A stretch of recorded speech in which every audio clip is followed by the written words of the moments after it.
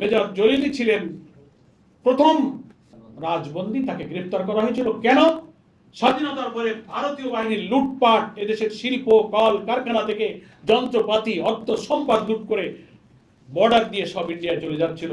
ভারতীয় বাহিনীকে এখান থেকে ফেরত দিতে বলা হয়েছে, তাদের লুটপাটের প্রতিবাদ করা হয়েছে, শেখ মুজিব তাকে গ্রেফতার করেছে।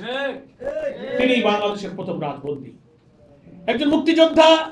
তিনি তো জামাত ইসলামী করতেন না, তিনি তো পরে জাসদের একজন প্রখ্যাত নেতা ছিলেন, সভাপতি ছিলেন, এবং তিনি বললেন যে স্বাধীনতা অরক্ষিত। মুক্তিযুদ্ধের আরেকজন সৈনিক বঙ্গবীর কাদের সিদ্দিকী নিয়ে অনেকে রাজনৈতিক কারণে নানান বিতর্ক তিনি করতে পারেন, সুযোগ আছে। বঙ্গবীর উপাধি তিনি পেয়েছেন, একজন মুক্তিযোদ্ধা ছিলেন।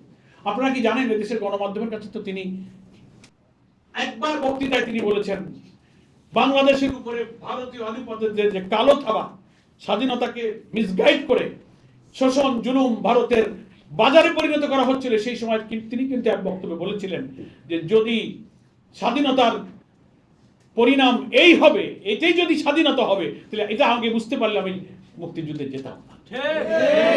বাংলাদেশের গণমাধ্যম সাক্ষী। ফলে মুক্তিযুদ্ধটা যারা করেছেন, এই চেতনার ফেরি যারা করে বেড়াচ্ছেন, আমি তাদেরকে বলবো যে আপনারা আপনাদের রাজনৈতিক স্বার্থে, ক্ষমতার স্বার্থে এই দেশটাকে দিল্লির তাবেদার বানিয়ে তার কাছে বিক্রি করার জন্যই আপনারা কিন্তু চুক্তিবদ্ধ হয়েছিলেন তদানীন্তন দিল্লির কাছে। এটা সেদিন বাংলাদেশের প্রকৃত স্বাধীনতা অর্জিত হয়নি। যে কারণেই 24 জুলাইয়ের ছাত্র গণ অভ্যুত্থানের বাংলাদেশের কোটি কোটি মানুষ স্বস্তির সুরে বলেছে এটাই হচ্ছে আমাদের দ্বিতীয় স্বাধীনতা, অর্থাৎ সাম্য, মানবিক মর্যাদা, সামাজিক সুবিচারের যে স্বপ্ন এবারই আমাদেরকে পূরণ করতে হবে। এই জন্যই এটাকেই সেকেন্ড ইন্ডিপেন্ডেন্ট বলা হয়েছে।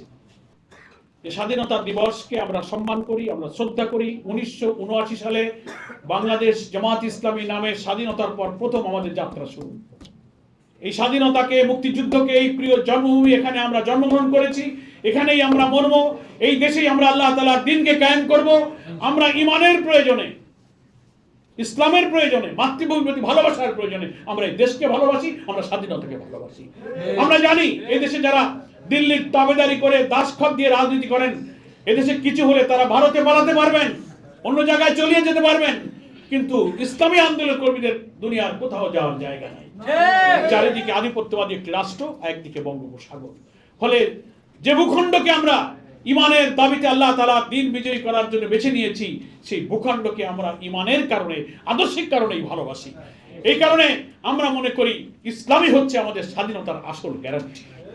যারা ইসলামকে বিশ্বাস করবে, ইসলাম কায়েমের জন্য সংগ্রাম করবে, কমিটেড থাকবে, তারাই স্বাধীনতাকে ভালোবাসতে পারে।